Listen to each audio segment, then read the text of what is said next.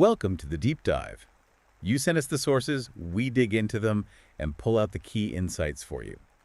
Today, we're looking at something, well, maybe a bit different. Using mirror practice to get better at speaking English. Yeah, it's a fascinating technique. We've got this transcript here. It's from an English learning session with two instructors, Emma and Jake. Okay.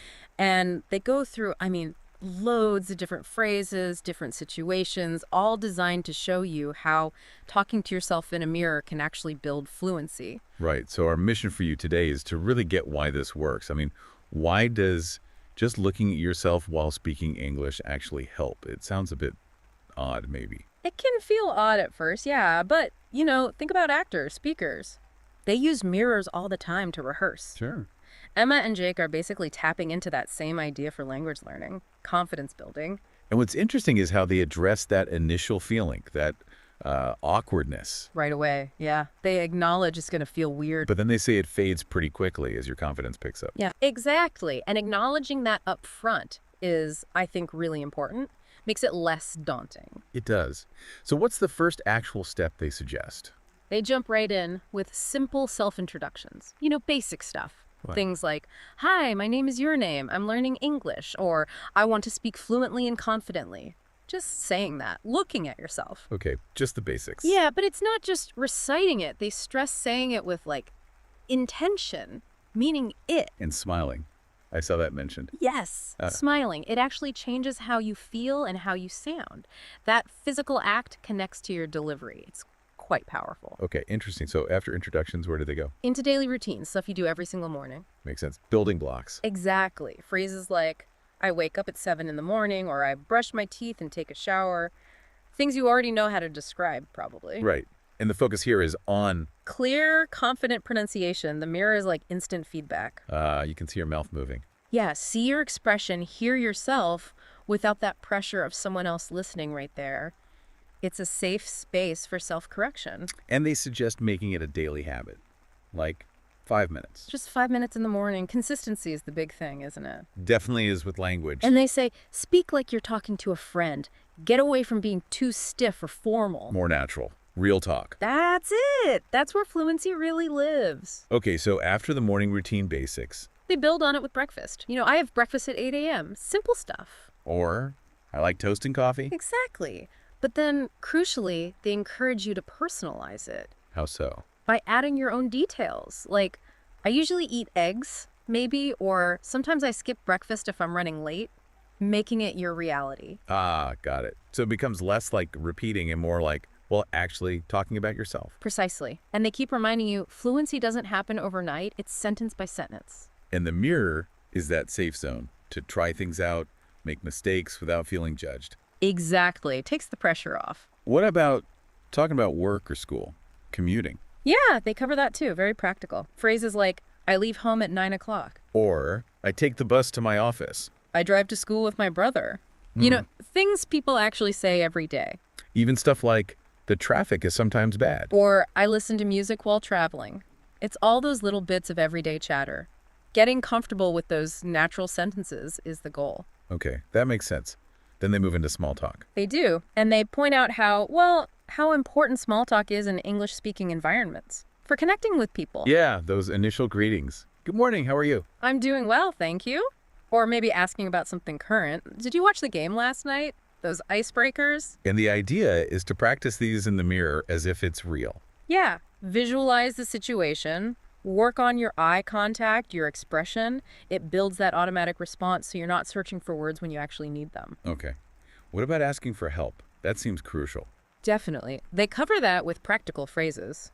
"Excuse me, can you help me find this address?" And the response. Something like, "Sure, go straight and turn left," followed by the polite, "Thank you so much." You're welcome, standard stuff. Right. But they suggest actually acting it out in the mirror. Acting it out? Yeah, makes it more immersive. Connects the words to the action, helps it stick better. Interesting. Okay, then lunchtime phrases. Yep. Common things like, "I usually eat lunch at 1 p.m. Today I had rice and chicken. Sometimes I eat at the cafeteria," just talking about your midday meal. And they make a point here about sounding natural, not just grammatically correct. Absolutely. The mirror lets you hear your own rhythm, your flow. You can adjust until it sounds, natural to you. So it's about the feel as much as the words. Exactly. And they encourage repeating these until they feel effortless, building that automaticity again. Okay, next up, emotions. That feels like a big one. It is. So central to real communication, they use examples like, I feel happy today. Or, I was sad yesterday. This movie makes me excited. I'm nervous before meetings. Expressing those internal states. And looking yourself in the eye while saying these. Yeah, they really emphasize that. It helps you connect the words to the actual feeling. It's almost like emotional fluency training. Embodying the language in different moods. I like that. It makes your delivery much more authentic. Okay, what about giving opinions? Also covered. Phrases like, I think English is a beautiful language. In my opinion, practice is the key. I believe anyone can learn to speak well. Or preferences. I prefer studying in the morning. And the tip is to practice these with different topics. Right. Swap out the subject, keep the opinion structure. It helps internalize those patterns. And speak with conviction. Yeah, sound like you mean it. Projects confidence. Then they have this mirror dialogue idea. Yeah, a simple interactive exercise. Jake asks a question like, what do you like to do on weekends? And you answer it to yourself. In your own words, yeah. Looking in the mirror. So maybe you say, I like to watch movies, or I go hiking. Ah, so it's moving beyond just repeating phrases. Exactly. It's starting to generate your own responses, even if it's just with your reflection. A good bridge to real conversation. Got it. And hobbies. Yep. Vocabulary, like, I love reading books. I enjoy playing the guitar. Swimming helps me relax. I paint when I have free time. All sorts of leisure activities. And again, say it with expression. Always. Match your tone to the meaning. The mirror is your practice buddy, your audience. Okay. And weather talk, the classic. Can't avoid it in English. So, it's sunny today. Yesterday was cloudy and cold. I love rainy days. Snow makes everything beautiful. Basic weather chat. And they suggest describing the actual weather right then. Yeah, look out the window, then describe it in the mirror. It forces you to think and speak on the spot. Builds that real-time processing. Clever. Okay, what about future plans? Evening activities? Using the future tense. So, I'm gonna meet a friend. I'll watch a movie tonight. I have some homework to finish. I plan to cook dinner. I'm going to sleep early. And saying these out loud helps make using the future tense feel more natural. That seems to be the idea. Yeah. Makes the plans feel more concrete, helps you practice the grammar in context. Okay, then they circle back to feelings again. They do, with more examples. I'm excited about tomorrow. I feel tired after work. I'm worried about my test. I feel proud when I speak well. More nuances. And reinforcing the importance of facial expressions. Yeah, the mirror is great for seeing if your face matches your words. You can track your own progress in conveying emotion. Okay, then role-playing. At a restaurant. Yes, really practical. Can I see the menu, please? Of the pasta. Can I get some water? Compliments like, everything looks delicious, or the food was amazing. And finally, can I have the bill, please? All the essentials. And practicing this daily in the mirror means you won't freeze up when you're actually ordering. Less hesitation, more confidence. Makes sense. Phone calls, too. Yep, a basic phone conversation structure. Hello, may I speak to Emma? This is Emma speaking. I'm calling about the meeting. Yes, it's at 3 p.m. tomorrow. Thank you. See you then. And the tip is to say it with energy, like a real call. Helps with phone voice, intonation. Right, not monotone. Okay, daily habits next. More routine descriptions. I go for a walk every morning. I read the newspaper with coffee. I check emails before work. I relax by watching TV in the evening. Just describing your typical actions. And the suggestion is to start slow and build speed. Yeah, get the words right first, then work on making it sound more like natural flowing speech. Okay, and talking about problems and solutions. Also very useful, like, my phone battery dies quickly. The solution. I need to buy a new charger. Or, I lost my keys yesterday. I called a locksmith to help. Real life stuff. And practicing these makes handling actual problems less stressful. That's the idea. Makes the language feel authentic, prepares you. Job interviews. That's a big one for many learners. Definitely. They cover key questions. Tell me about yourself. Potential answers like, I'm a student and I love learning. What are your strengths? I'm organized and a quick learner. Why do you want this job? I want to grow and contribute. And practicing these with confidence in the mirror. Great prep. You work on delivery, body language, eye contact, with yourself first. Builds that self-assurance. No, And they finish that section with motivational self-talk. Yes, positive affirmations. I can do this. I'm improving every day. English is fun and exciting. I love speaking in English. And saying these with pride, with a smile, reinforces that positive mindset. Exactly. It's about building yourself up, creating that internal encouragement. Wow, okay. So that covers a lot, but you said the source material goes even further. Oh, yeah, much further. It's like they wanted to show you can use this mirror technique for pretty much anything. Like what else? Well, there's more on weekend plans, favorite foods, meeting new people, revisiting routines, more role plays about places, movies, Goals, shopping, doctor visits. talking about friends, hometowns, daily expressions, reflecting on your learning journey, dreams, ordering food online, describing your home, people, holidays. Even more motivation. It's extensive. And the core advice running through all of that is... It's consistent. Say it like you mean it. Speak naturally. Make eye contact with yourself. Use the mirror as your practice partner and your honest critic. Okay, so it keeps expanding. What else comes up later in the transcript? More specific scenarios. Sharing memories, talking about festivals, imagining being in a cafe, describing a morning walk, booking movie tickets. Mobile phone usage, evening routines, more interview prep. Weather, again, health habits, more phone role plays, dealing with boredom, school memories, short travel stories, hobbies again, favorite colors, childhood dreams. Wow. More shopping, asking for help quickly, another motivational boost. It just keeps going, reinforcing that same message.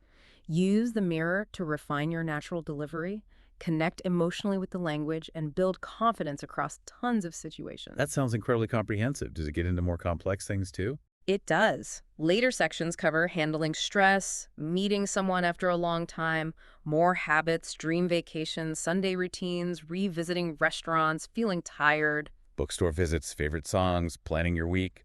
So yeah, it shows the technique isn't just for beginners or simple phrases. It scales up to more nuanced feelings and social interactions. And still more examples. Loads. More shopping, meeting new people again, life dreams, seasons, phone use again, getting lost, pets, cooking, rainy days, describing your city. It really drives home the versatility, doesn't it? The focus on personalization and speaking with real feeling seems key. Absolutely. It's not just rote memorization. And towards the very end, does it circle back? It does. It revisits many core themes for reinforcement. Routines, weekends, asking for help, health, music, cafes, hobbies, groceries, travel, friends, celebrations, pets, school memories, job interviews again, weather, daily commands. Meeting someone new again, they really want you to practice that. Seems like it. More shopping, more phone talk, a final confidence boost. It really emphasizes repeated practice and adaptability. And the absolute final topics. They touch on goals again, more travel, health, fun facts, another phone call, weekend plans, describing your city again, more hobby examples, online shopping, learning styles, common expressions, Q&A practice, a this or that game. Airport conversations, social media, feelings revisited, describing people again, dreams, giving directions, and then concluding remarks. Yeah, it really paints a picture of a continuous journey of improvement, using this mirror technique as a constant companion for building skills and self-belief across basically all areas of English communication. So bringing this all together then, this deep dive really highlights that, well, consistent mirror practice, like Emma and Jake show, seems like a genuinely effective way to boost spoken English fluency and confidence. Absolutely. It's not just about memorizing words. It's active engagement, working on pronunciation visually, developing that natural flow, and connecting emotionally to what you're saying. And for you, listening, the takeaway seems clear. You get exposure to tons of useful everyday English. Right, and you start seeing how important those nonverbals are, the smile, the expression. Plus, you create that safe, private space to just practice without worrying about mistakes. That seems huge. It really is. Which leads to a final thought, maybe something for you to consider. Okay. How could you weave even just a few minutes of this into your own routine? What specific situations are relevant to you right now? Maybe an upcoming meeting, a trip where you'll need to order food. So thinking about tailoring the practice. Exactly. What could you focus on in your own mirror sessions to get the most impact on your fluency and your confidence? Worth thinking about.